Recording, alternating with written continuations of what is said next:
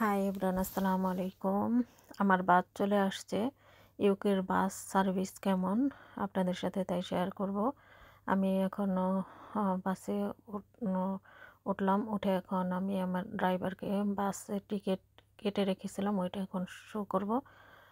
Show করে এখন আমি উপরে চলে যাব। এটা 2 তলা বাস।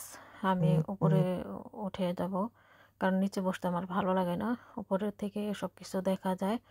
আর আজকে কীভাবে দেখব, এমন বৃষ্টি হচ্ছে, কোনো কিছুই দেখা যাচ্ছে না। যাই হোক, আমি আমার সিটে বসলাম। একটা সিটে 2 জন বসা যায়।